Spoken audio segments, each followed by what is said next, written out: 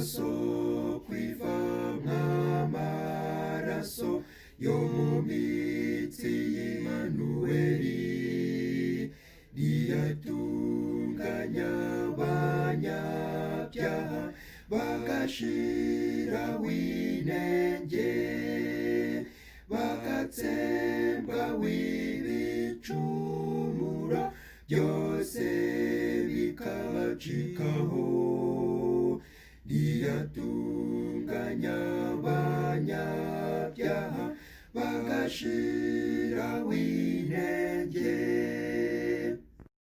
Igisambo ku musaraba kiyarabutswe cyarihanye, nanjye mbwiriza nkwizigire noye kujya ncumura, ibyaha bicitse hose noye kujya mugomera, nanjye mbwiriza nkwizigire noye kujya ncumura.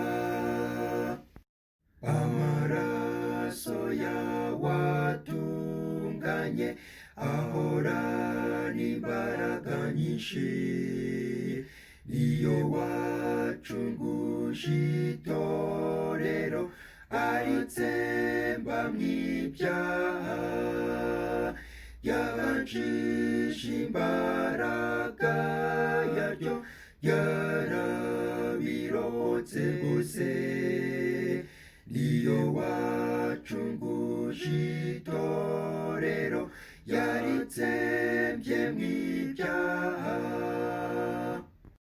Mbere y'igihe menye isoko iva mu bikomere byawe, nogeze urwo rukundo rwawe nzahora ngusingiza, nzahora ngusingiza iteka, nzajya ngusingiza iteka, nogeze urwo rukundo rwawe nzahora ngusingiza. Mpora ngucumuraho, mpozera imbabazi zawe, n'amaraso yawe atunganye mpora mbishwa nawe, mpora mbishwa nawe Yesu, mpano kurabishwa nawe, n'amaraso yawe atunganye mpora mbishwa nawe.